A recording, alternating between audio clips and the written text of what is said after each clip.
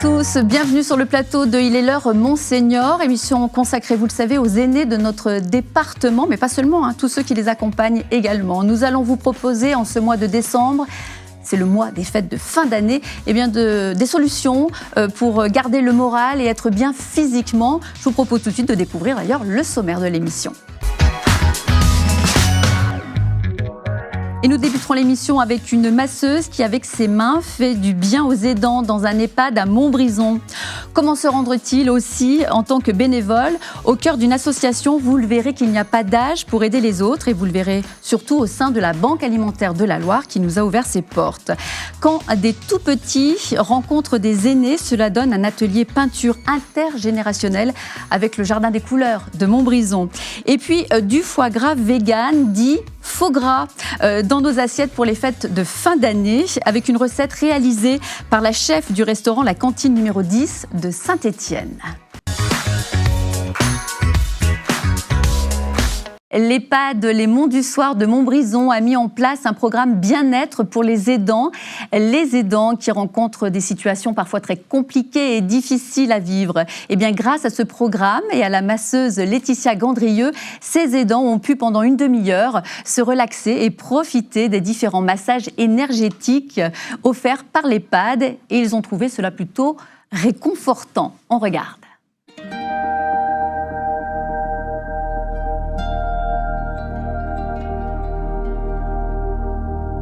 Il se passe depuis mi-septembre un programme qui est mis en place par la maison de retraite pour les personnes aidantes. Donc on propose une demi-heure de massage pour toutes les personnes qui se sont inscrites. C'est du massage énergétique, du shiatsu, du massage assis, du massage crânien et du massage des mains. Donc l'idée, c'est d'apporter du bien-être et de la détente à ces personnes-là qui vivent parfois des situations un petit peu difficiles et compliquées. Je viens voir ma maman régulièrement, qui est à l'EHPAD depuis mars 2019. Mais ils avaient mis des grandes affiches de publicité pour les massages et je me suis inscrite.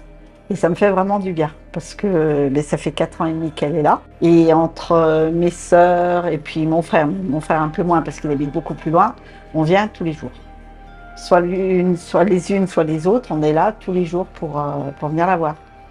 Plus la vie, plus tout, j'en avais vraiment besoin. Oui, en fait, on a débuté parce qu'on voulait justement remercier nos soignants. Et donc, on a commencé par la faire intervenir ici pour faire des séances pour nos soignants, parce que c'est vrai que le métier, il est difficile. Et on a appris à connaître justement Laetitia et on s'est dit, pourquoi pas proposer ça aussi à nos aidants qui ont vraiment besoin de moments de répit. Souvent, c'est massage assis et le shiatsu. C'est vraiment deux massages qui sont très profonds, très efficaces et qui font vraiment beaucoup de bien.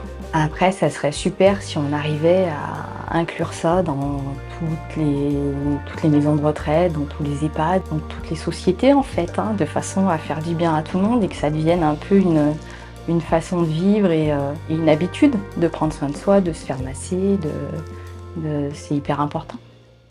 Il faudra donc renouveler l'opération, on l'a bien compris, c'est plutôt réconfortant. L'appel est lancé peut-être à tous les EHPAD de notre département. Je reçois tout de suite notre première invitée, Valérie Giroux, bonjour. Bonjour. Merci d'avoir accepté notre invitation. Vous êtes responsable clinique, coordinateur pédagogique au CIDO de Saint-Étienne. Et pour que tout le monde comprenne bien, CIDO, c'est le Centre international d'ostéopathie, c'est bien cela? Exactement. Rappelez-nous en 2 mots, le CIDO, école qui forme des ostéopathes, j'imagine? Exactement, c'est une école agréée par le ministère de la Santé qui forme des ostéopathes sur une durée de 5 années d'études. Avec des cliniques aussi? Effectivement, nous avons 2 cliniques pédagogiques dans lesquelles nos étudiants reçoivent des patients, prennent en charge ces patients sous la supervision d'ostéopathes diplômés qui les encadrent. Au bout de combien d'années on peut commencer à manipuler? Alors à partir de la 3e année, on commence à prendre en charge des patients selon le développement et l'acquisition des compétences. Donc au début, on peut simplement réaliser des anamnèses, l'évaluation un petit peu du motif de consultation du patient. Et puis progressivement, quand on va monter en compétences, on va commencer à prendre en charge des patients sur la réalisation de l'examen ostéopathique fonctionnel et le traitement qui lui est associé.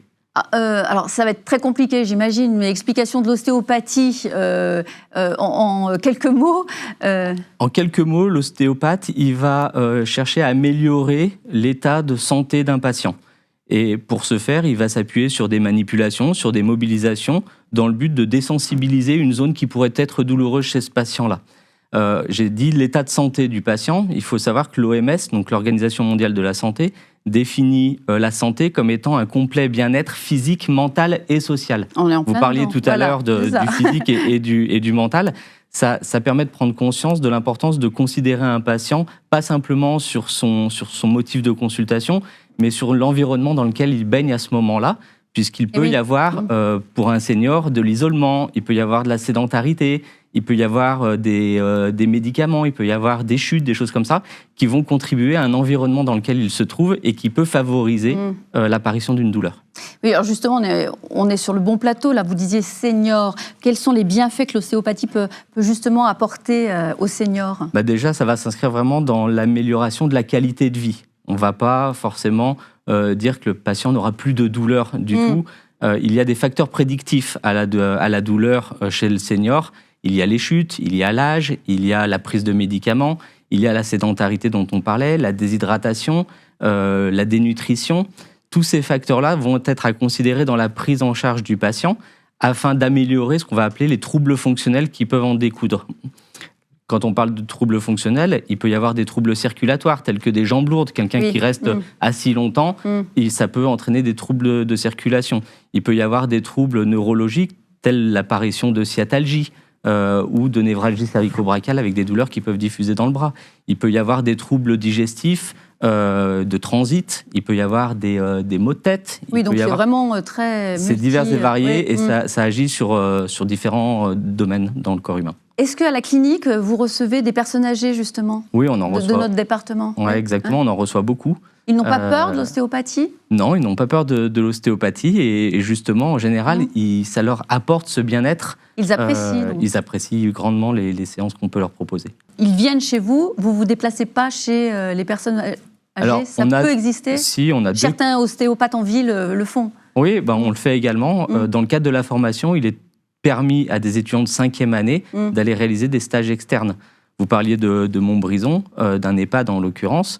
Nous intervenons régulièrement au sein de différents EHPAD dans la Loire pour apporter nos soins aux résidents de ces structures-là, mais également, nous, pour les soignants. Vous êtes complémentaire avec la médecine qui se pratique dans les hôpitaux ou dans les cliniques, ou dans les EHPAD aussi? Oui, complètement. Alors, l'ostéopathie... Vous êtes de plus en plus, d'ailleurs, intégré au sein de ces établissements. On est de plus en plus intégré au parcours de santé du patient, de la personne. L'ostéopathie, il faut savoir que c'est une première intention. Qui dit première intention, c'est qu'on peut aller consulter un ostéopathe sans passer préalablement par son médecin. Contrairement au kiné, par exemple, pour lequel il faut une ordonnance médicale. Ce qui veut dire que cette première intention, elle nécessite quand même un socle de connaissances, de savoir-faire médicaux qui sont nécessaires. Et c'est pour ça que cette formation, elle dure 5 ans. Il y a quand même 4860 heures de formation qui nous permettent d'une part d'avoir ce socle de connaissances et de savoir-faire médicaux pour identifier des signes d'alerte, des symptômes qui nécessiteraient d'abord un avis médical préalable. Donc, quand on va parler peut-être de prévention, l'ostéopathe, il peut s'inscrire quand même dans cette notion peut-être d'identifier une alerte permettant de réorienter vers le médecin pour avoir un avis médical. Les seniors là qui nous regardent, peut-être qu'il y en a qui ont peur de l'ostéopathie. Qu'est-ce que vous leur diriez? Déjà, s'ils ont peur, il ne faut pas venir si on n'a pas envie. Après, le mieux, c'est quand même d'en parler à son médecin généraliste, à ses autres soignants, les infirmiers qui peuvent être souvent en contact avec eux, à leurs proches, à leur famille qui, elles, consultent sûrement en ostéopathie. Et puis, quand elles vont entendre différents échos plutôt favorables, finalement, vont franchir le cap et vont venir consulter. Et en général, en ressortent ravis. Oui, parce que c'est vrai que les anciennes générations n'avaient peut-être pas accès à l'ostéopathie comme on l'a maintenant couramment. Pour nous, c'est devenu quelque chose d'assez facilement accessible. Oui, aujourd'hui, grand nombre de la population a son ostéopathe et en général est même assez fier de dire « j'ai mon ostéopathe et je vais voir mon ostéopathe ». Le département de la Loire a la chance d'avoir le SIDO. Vous formez combien d'étudiants Chaque année, on a une promo de 80 à 100 étudiants qui peuvent être diplômés. Oui, c'est pas mal. C'est pas mal. Vous êtes plutôt fiers des parcours de vos étudiants? Oui, surtout fiers de voir ce qu'ils deviennent, de l'activité qu'ils ont par la suite et souvent de de la valorisation qu'ils font de leur école. Donc, c'est une belle reconnaissance pour la formation qu'on fait depuis plus de 35 ans. On revient sur les bienfaits de l'ostéopathie pour les seniors, sur les seniors, après un reportage que je vous propose de regarder. On parlait tout à l'heure du bien-être physique et moral. Eh bien, pour se faire du bien aussi, ça peut passer par aider les autres, bénévolement, attention. Quelles sont les motivations qui font que l'on devient bénévole? Une cause qui nous tient à cœur, la recherche d'une nouvelle expérience, de nouveaux défis, ou l'envie de rencontrer d'autres personnes. Nous sommes allés poser toutes ces questions au sein de la Banque alimentaire de la Loire qui nous a ouvert ses portes.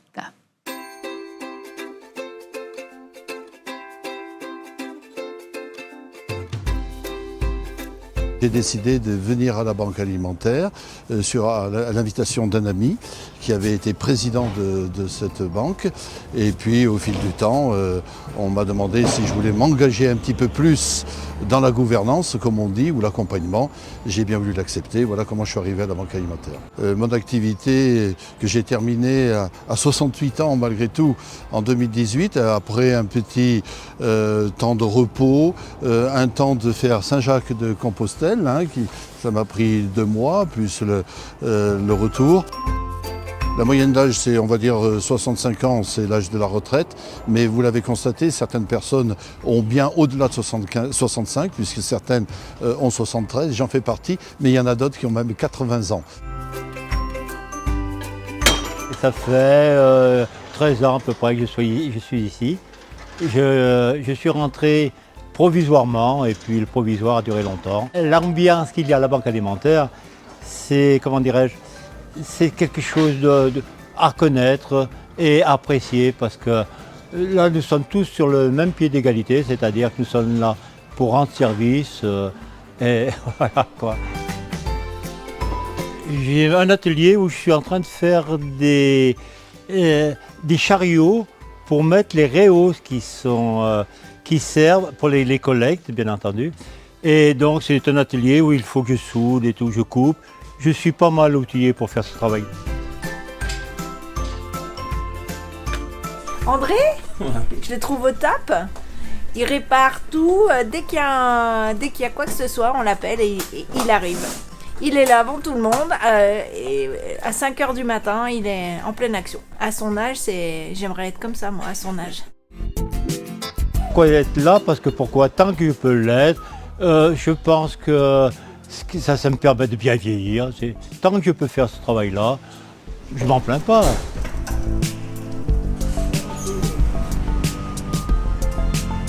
Je reprendrai simplement la formule, il y a beaucoup plus de joie à donner qu'à recevoir. J'ai beaucoup reçu dans ma vie professionnelle et j'ai voulu donner un petit peu de ce que j'avais reçu à ceux qui sont un petit peu plus dans la nécessité, dans l'embarras provisoire et quelquefois depuis une longue date.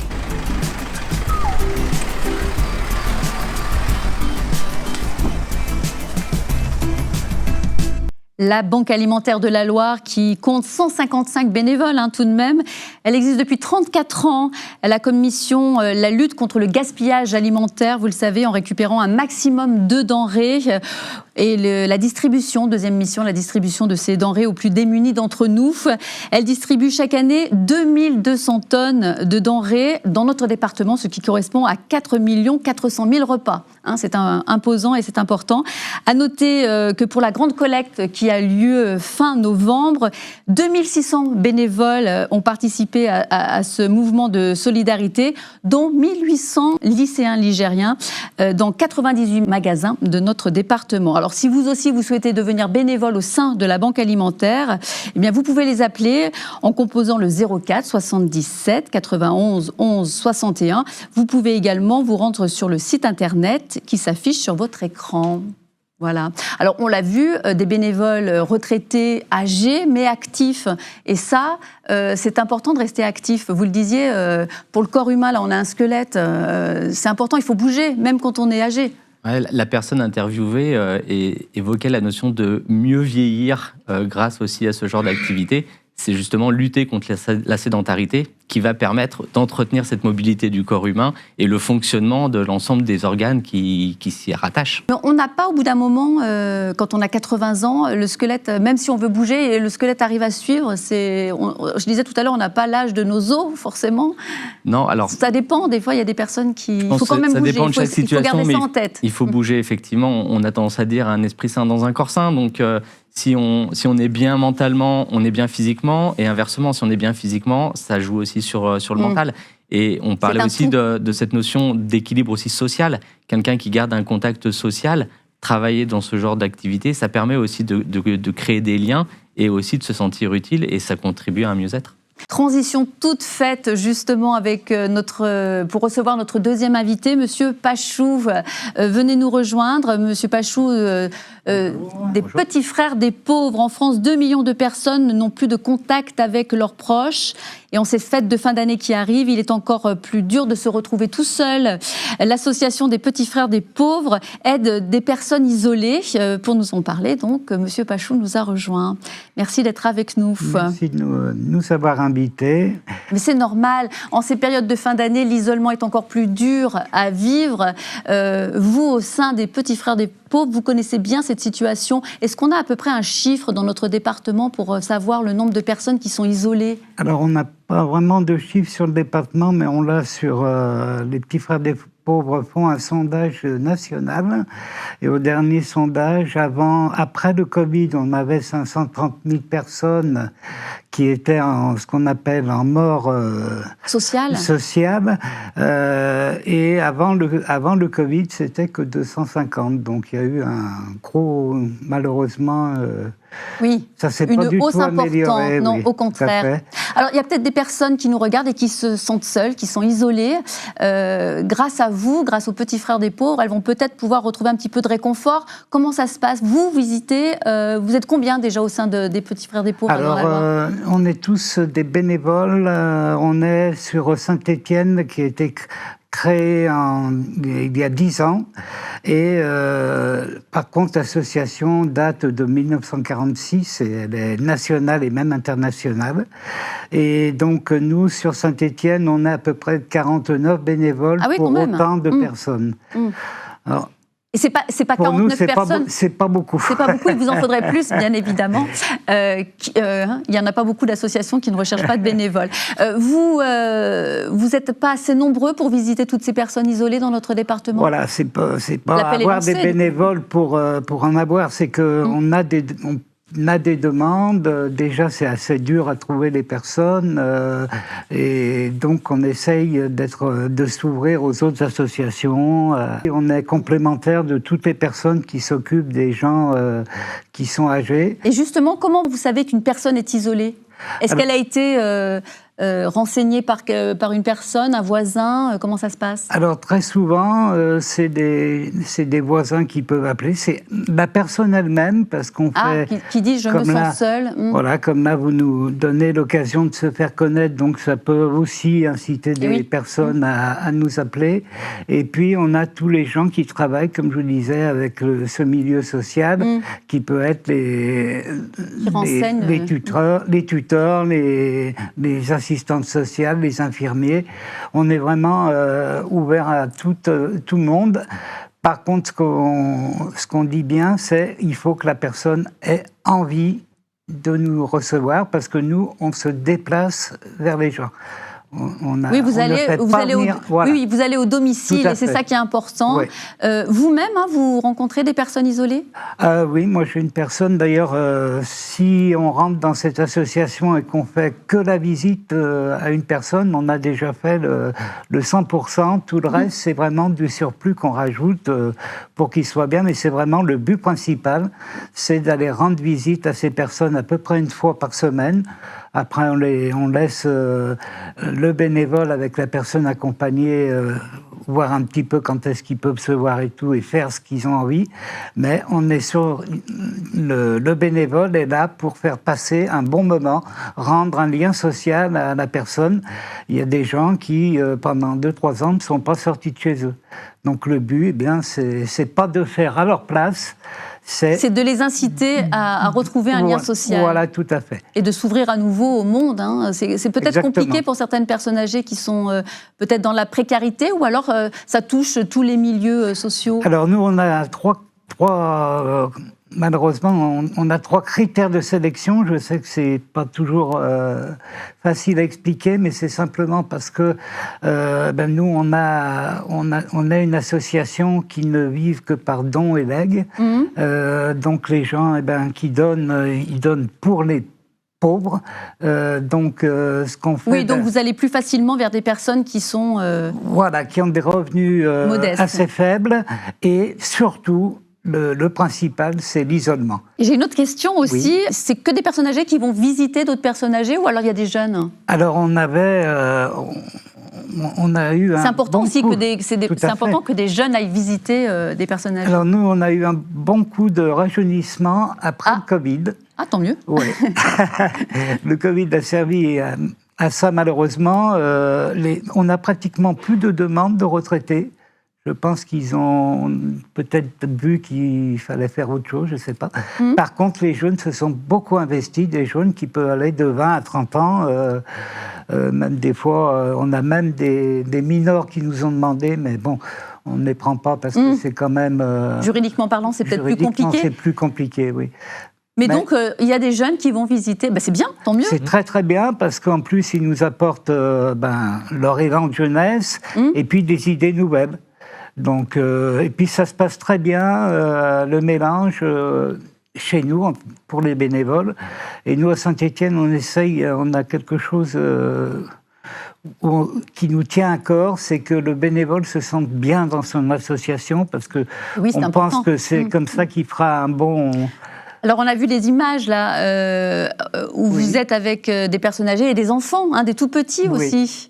Alors, avant le Covid, on avait fait des partenariats avec 2 écoles maternelles. Et puis, c'est avec le Colibri à la Cotonne. On a fait un loto fin novembre. Donc, il y avait des personnes âgées qui étaient devant leur carton avec 1 ou 2 petits jeunes qui les aidaient. Donc, c'était plutôt sympa. Oui. Et puis, c'est des choses qu'on cherche vraiment à faire parce que quand on avait avec les écoles maternelles, quand on voit des petits gamins qui demandent des nouvelles de papy et mamie, tout en sachant que c'est pas les leurs, ça fait chaud au cœur. Et c'est trop mignon, forcément. Ah, oui. On peut vous contacter aussi si on veut, bien sûr, venir au sein de votre association. Tout à fait. Voilà. Vous êtes où? Dans quel quartier vous êtes? Alors nous, on est à la maison des associations à Malraux, parce que nous, on n'a pas vraiment besoin de local. Oui. C'est le local qui est prêté pour nos... Forcément. Pour nos réunions mensuelles. Mais sinon vous allez... c'est nous qui nous déplaçons. Voilà. Et tout à fait. On a même des personnes... Alors, c'est un peu plus dur à avoir des bénévoles là-dessus, mais on a des personnes que l'on suit à Unieux et à Firminy. Donc il vous faut du monde. Il nous faut du monde. Il vous faut des bénévoles. Il y a vraiment des gens qui en ont besoin. Oui. Et des gens qui vivent de plus en plus longtemps. Donc forcément, avec le vieillissement de la population, il va falloir du monde. Et justement, avec ce fameux vieillissement de la population, développer les liens intergénérationnels, on le disait, c'est une priorité, un moyen de transmettre et de partager des savoirs et de bons moments, des moments de complicité, du vivre ensemble le temps d'un atelier peinture. C'est ce que je vous propose de regarder tout de suite. Un atelier peinture pensé par l'EHPAD des Monts du Soir en collaboration avec le Jardin des Couleurs de Montbrison. Et nous, on adore, regardez.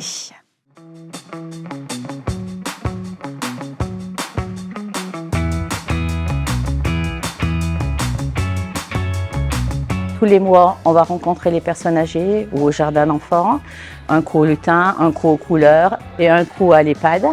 Et c'est des moments d'échange, de rencontres. Et les personnes âgées apportent leurs connaissances et puis sont très bienveillantes avec les enfants. Et les enfants qui sont assez bougeons, assez dynamiques, eux apportent leur pêche, mais aussi ils apportent de la bienveillance. Ils prennent soin aussi des personnes âgées. Ils sont nettement moins brusques quand ils sont qu'entre eux. C'est très bien. Ça enrichit et ça évite la vieillesse. Vous savez, je me contente de tout et je prends toutes les activités possibles pour passer mon temps. Alors pour les personnes âgées, ça leur permet de créer du lien avec les enfants, le public assez jeune, pouvoir transmettre leur bienveillance, leur attention, et les gamins partager leur énergie. Et c'est dans leur nature de prendre soin des autres. Ils ont envie de partager, ils ont besoin de ça. Ça fait partie des choses qu'on veut leur apporter à travers ces activités-là. Ils n'ont pas de notion de vieillesse forcément, mais ils n'ont pas d'a priori.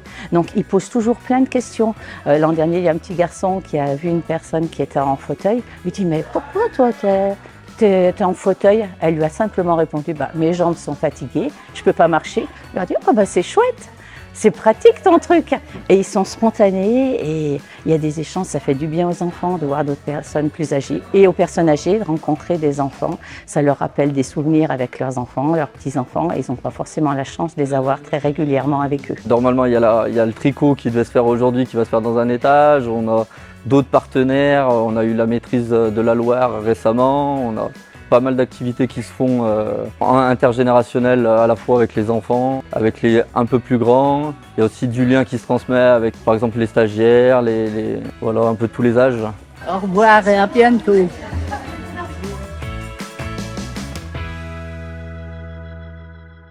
Un atelier peinture trop mignon, comme on a pu le constater donc à Montbrison. Je vous propose tout de suite de parler nourriture. Alors l'ostéopathie, quand on mange bien, on se sent forcément bien. Est-ce que vous le retrouvez souvent, ça, vous, chez les personnes âgées C'est souvent quelque chose qu'on questionne, en tout cas, qu'on recherche, si l'équilibre alimentaire est bon. Parce que quelque part, le corps, c'est un peu comme une batterie qui se recharge avec du sommeil, de l'alimentation, de l'activité sportive. Et si on le rappelle souvent sur ce plateau, c'est... oui, mais si on n'apporte pas tout ça au corps, forcément, il va commencer la journée avec une batterie qui n'est pas rechargée à 100%. Et c'est favorable à l'apparition de douleurs. Je vous propose justement, c'est le moment de la recette, d'épater vos amis et vos familles, pourquoi pas, avec un foie gras vegan, dit faux gras, pourquoi pas, une belle alternative en tout cas au foie gras, grâce à la recette de Karima Saou. Vous allez pouvoir réaliser ce faux gras ou foie gras vegan délicieux, grâce à Laurent Guerreri, qui a dégusté ce foie gras juste après avoir testé la recette. Regardez. Et si pour vos repas de fête, vous testiez une alternative au foie gras? Voici une idée recette proposée par Karima de la cantine numéro 10, restaurant végétarien à Saint-Étienne. Alors aujourd'hui, je vous propose une recette de faux gras vegan. Alors là, nous avons des noix de cajou trempées, qui sont trempées 24 heures en avance. Ensuite, nous avons de la levure maltée, du miso, de la noix de coco désodorisée, concentré de tomate, du vinaigre de cidre, du poivre, paprika avec un léger piment doux, cumin et sel, et de l'agar-agar. Ensuite, j'ai fait cuire au préalable des champignons avec des oignons, de l'ail et du persil, avec un peu d'épices, auquel on rajoute 250 ml d'eau bouillante. Vraiment, le plus dur dans cette recette, c'est de rassembler tous les ingrédients. Ensuite, il suffit de mettre tous nos ingrédients dans le blender. Et ensuite, on mixe bien tout.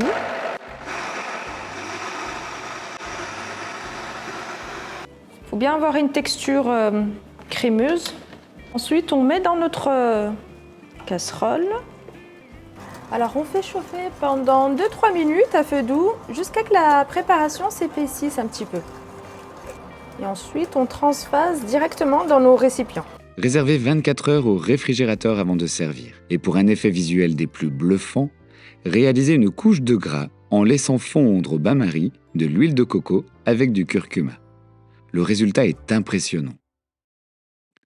Ensuite, pour rester dans le côté végétarien et avoir un effet visuel, alors j'ai des lamelles de carottes que j'ai fait rôtir au four. Un peu de déco, un peu de betterave rose, des petits radis. Je suis impatient de goûter ce faux gras. La recette fait-elle illusion? C'est très surprenant, on a vraiment une texture de mousse de foie gras. On n'est pas sur un goût de foie gras non plus, mais on a un goût qui est très intéressant et qui est très bon et qui quand même fait appel au souvenir du foie gras. Je pense que sur les tables de Noël, ça va être très très beau. Et on était tous très concentrés sur le plateau. Tout le monde regardait la recette. Et vous disiez, c'est à un moment donné, c'est accessible une fois qu'on a réussi à... Il faut tout mélanger ensemble. Voilà. Alors, ça devrait aller. Bon, vous pourrez le tester. Ouais, j'ai pris des notes. Vous avez pris des notes, vous pouvez regarder l'émission, on vous filera la recette, bien sûr, de Laurent Guéry, qui a adoré. Et c'est vrai qu'on aurait pu en avoir sur le plateau pour pouvoir déguster, ça aurait été plus sympa. En tout cas, merci d'être venu sur le plateau. Merci, Monsieur Pachou. On pense aux petits frères des pauvres en ces fêtes de fin d'année. Bonne visite à toutes ces personnes qui sont isolées. On pense à eux. Merci beaucoup, Valérie Giroux. Merci à vous. Regardez, juste avant de se séparer, on regarde l'agenda de ce mois de décembre.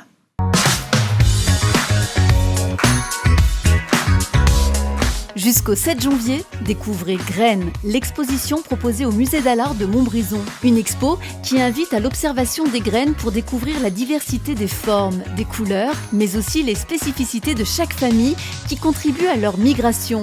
Montrer la diversité de la nature et la beauté de l'infiniment petit, c'est aussi et surtout montrer du respect pour la nature et pour le vivant. Chaque année, les marchés de Noël rythment le temps des fêtes de fin d'année. Un univers de parfums gourmands, de trésors d'artisanat et de lumière se déploie autour des nombreux marchés de notre département. À cette occasion, découvrez aussi le marché de Noël des producteurs de nos terroirs. Auprès des 60 exposants producteurs fermiers et artisans, vous pourrez trouver la bonne idée cadeau ou les ingrédients nécessaires à vos mets de fête. Direction aussi Saint-Étienne pour la visite du musée des Verts. Venez découvrir l'histoire de l'AS Saint-Étienne depuis ses origines, en passant par ses plus grands exploits. Le musée incarne la fierté des supporters et les valeurs d'un territoire. Avec ses 11 espaces thématiques, 8 jeux interactifs, 50 maillots exposés et ses 800 mètres carrés d'histoire, le musée devrait vous séduire. Si vous préférez le grand air et les activités en famille ou entre amis, direction Chalmazel. Culminant à plus de 1600 mètres d'altitude, la station vous offre une gamme d'activités de pleine nature. Venez prendre un bol d'air frais dans les monts du Forêt. Plus d'infos sur les conditions d'enneigement et les jours d'ouverture sur le site de la station. C'est quelque chose qui vous tente dans les infos qu'on vient de voir ? Le ski, le foot. Voilà, j'en étais sûre. Et vous, Monsieur Pachou ? Oh, il y a des personnes âgées qui seraient tout contentes qu'on les emmène quelque part déjà dans le musée des Verts. Ouais. Ou encore l'exposition à Montbrison du musée d'Allard aussi. Ça peut être très intéressant ça pour peut eux. être des sorties qu'on mettra en place, oui. Bah oui, voilà, c'est une bonne idée en tout cas. Merci beaucoup, merci à vous deux, merci à tous de nous avoir suivis. On se retrouve prochainement pour un nouveau numéro de Il est l'heure, mon senior. Je vous souhaite à tous en tout cas de passer de très belles fêtes de fin d'année. À bientôt.